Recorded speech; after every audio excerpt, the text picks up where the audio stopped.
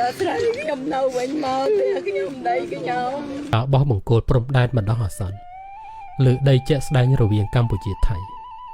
ទាំងក្នុងខេត្តបាត់ដំបងចន្លោះបង្គោលព្រំដែនលេខ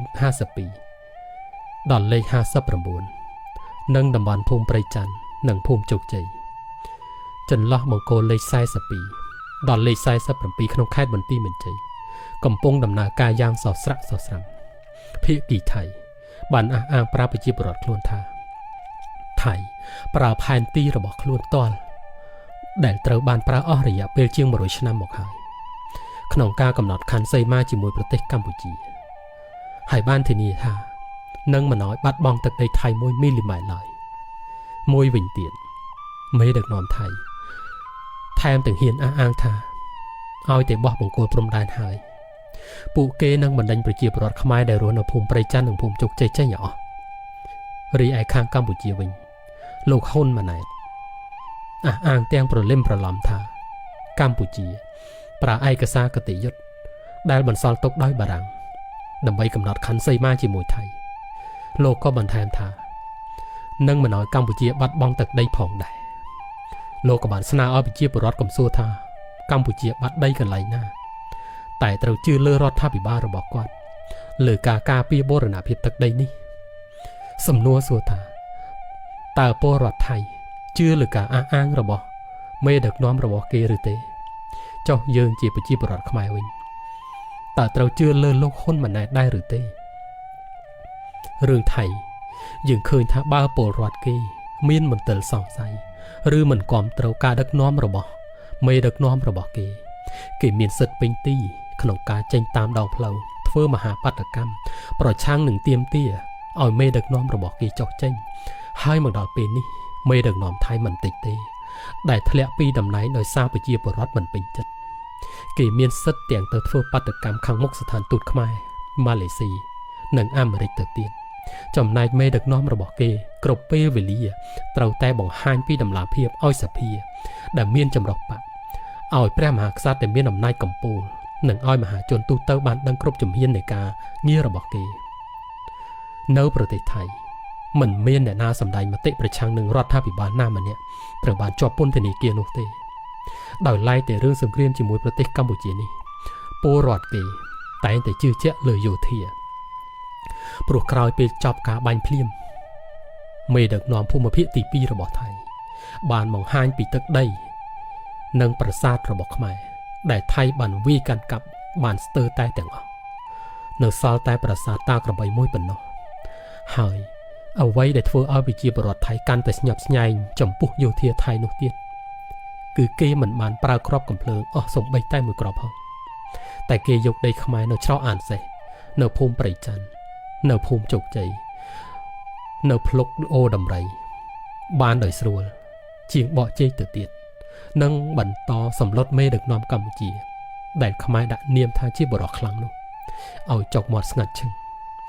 និងព្រមធ្វើតាមការចង់បានរបស់ថៃទាំងស្រុងជាសរុបមកពលរដ្ឋថៃជឿលើមេដឹកនាំរបស់គេព្រោះមេដឹកនាំគេខ្លាចប្រជាពលរដ្ឋមិនក្បត់ប្រជាពលរដ្ឋមិនក្បត់ផលប្រយោជន៍ជាតិដើម្បីតែអំណាចតខ្លួនពូកែការទូតជាមួយបរទេសសេរីនិយមនិយាយម៉ាត់ណាធ្វើម៉ាត់ហ្នឹងនឹងក្លាហានតតាំងពិតប្រកបជាមួយអ្នកដទៃចំណែកខាងកម្ពុជាវិញរឿងខណ្ឌសីមាជាមួយប្រទេសជិតខាងនេះកុំថាឡើយមេដឹកនាំប្រាប់ប្រជាពលរដ្ឋពីការបាត់ដីបាត់ប្រាសាទបាត់ភ្នំបាត់កោះបាត់ដែនសមុទ្រសូម្បីតែប្រជាពលរដ្ឋចង់សួរក៏ពួកយើងត្រូវបានហាមមិនឲ្យសួរអ្នកណាហ៊ានថាកម្ពុជាបាត់ទឹកដីលោកហ៊ុនសែនចាប់ដាក់គុកចំពោះរឿងបោះបង្គោលព្រំដែនជាមួយថៃនៅតំបន់អូ3ជាន់ភូមិព្រៃច័ន្ទនិងភូមិជោគជ័យនេះបើតាមលោកញឹកមុនឆៃដែលជាអតីតមេទ័ពតស៊ូនិងរស់នៅតំបន់នេះជាច្រើនឆ្នាំនិងពលរដ្ឋខ្មែរដែលរស់នៅតំបន់នេះបង្គោលព្រំដែនចាស់នៅចម្ងាយប្រមាណពី2ទៅ3គីឡូម៉ែត្រឆ្ងាយជាងបង្គោលសពថ្ងៃនេះមានន័យថាបង្គោលសពថ្ងៃនេះត្រូវបានថៃរំកិលចូលមកក្នុងទឹកដីកម្ពុជារួចជាស្រេចទៅហើយបើគេកំពុងបោះបង្គោលនៅលើដីជាក់ស្ដែងបែបនេះនោះកម្ពុជាប្រកាសជាបាត់ទឹកដីទៅខាងថៃហើយចំណែករឿងផែនទីវិញ លោកហ៊ុនម៉ាណែតបានតែអាងថាកម្ពុជាប្រើផែនទីបារាំងទុកឲ្យតែមិនបង្ហាញឲ្យប្រជាពលរដ្ឋឃើញ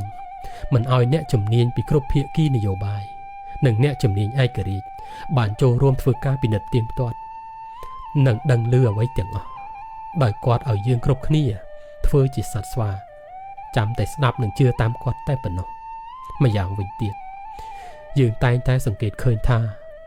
របបគាត់តែងតែព្រមតាមលក្ខខណ្ឌរបស់ថៃជានិច្ចហើយបើយើងហ៊ាននាំគ្នាតវ៉ាហ៊ានបរិហារិះគន់របបគាត់យើងដឹងតែត្រូវដេកគុកជាមិនខានជាសរុបមកយើងជាប្រជាពលរដ្ឋខ្មែររកកន្លែងជឿលោកហ៊ុនសែននិងលោកហ៊ុនម៉ាណែតនឹងមិនកើតតតែសោះពីព្រោះពីរអ្នកអូកូននេះបានបោកកុហកខ្មែរយើងរឿងប្តឹងទៅតុលាការយុត្តិធម៌អន្តរជាតិមិនអនុវត្តកិច្ចព្រមព្រៀង$23នោះទេព្រោះខ្លាចប៉ះពាល់បងធំរបស់គាត់នៅខាងកើតមិនហ៊ានក្អកជាមួយថៃនោះទេបើទោះបីគេពាត់យកដីតាមចិត្តក៏ដោយគេបាញ់សម្លាប់ទាហាននិងប្រជាពលរដ្ឋខ្មែរលើទឹកដីខ្មែរក៏ដោយគេចាប់រំលោភនារីខ្មែរនិងលៀនពៀនយកទឹកដីខ្មែរតាមបណ្ដោយព្រំដែនយ៉ាងណាក៏ដោយផ្ទុយទៅវិញពួកគាត់គិតតែពីអំណាចតខ្លួន